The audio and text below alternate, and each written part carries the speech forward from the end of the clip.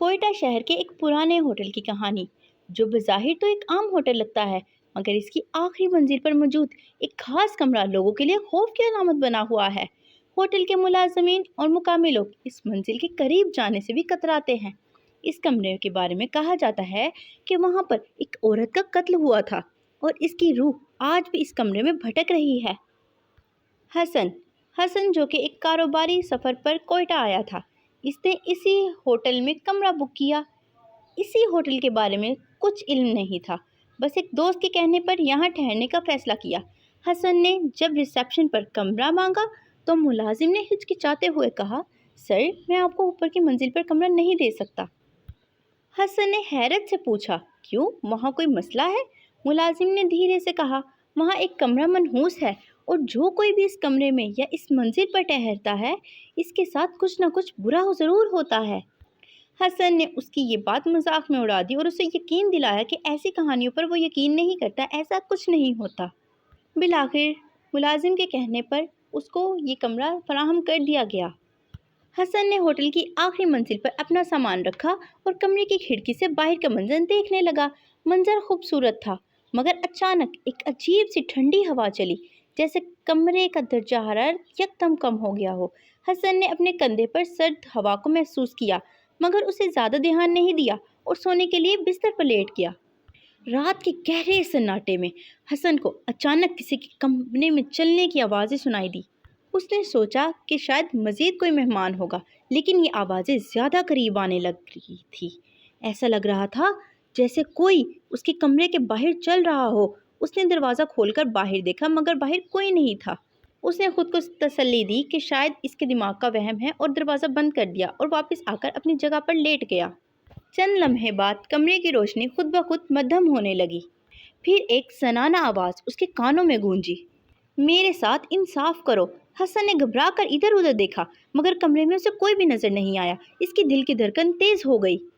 اچانک اس نے محسوس کیا کہ کمرے کی دیواروں پر سائے حرکت کر رہے ہیں، مگر وہ سائے کسی عورت کے تھے جس کا سر جھکا ہوا تھا جیسے وہ رو رہی ہو۔ حسن نے فوراً ریسیپشن پر کال کی اور بتایا کہ اس کے کمرے میں کچھ عجیب ہو رہا ہے۔ ملازم نے ڈرتے ڈرتے پوچھا، سر، کیا آپ کمرہ نمبر 301 کے سامنے ہیں؟ حسن نے حیرت سے جواب دیا، ہاں، میں اسی کے قریب ہوں، کیوں؟ ملازم نے جواب دیا، سر، وہ کمرہ منحوس ہے۔ کئی سال پہلے ایک عورت کو یہاں سے بے دردی سے قتل کر دیا گیا تھا۔ اس کے بعد اس کی روح اس کمرے میں پھنسی ہوئی ہے اور جو بھی اس کے قریب جاتا ہے اس کے ساتھ بہت برا ہوتا ہے۔ یہ سنتے ہی حسن کے ہوش اڑ گئے، مگر اس نے اپنے آپ کو مضبوط رکھنے کی مکمل کوشش کی۔ اس نے قرآن کی تلاوت شروع کی اور روشنی دوبارہ ٹھیک ہو گئی۔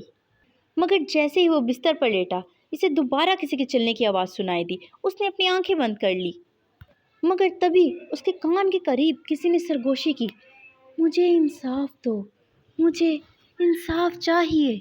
حسن نے آنکھیں کھولی تو اس نے کمرے کے کونے میں اسی عورت کو پھر سے نمودار ہوتے دیکھا، جو کہ خون سے لت پت تھی، اور اس کی آواز اور اس کی آنکھوں میں مکمل طور پر درد ہی چھپا ہوا تھا۔ وہ خوفناک حد تک ڈراؤنی تھی۔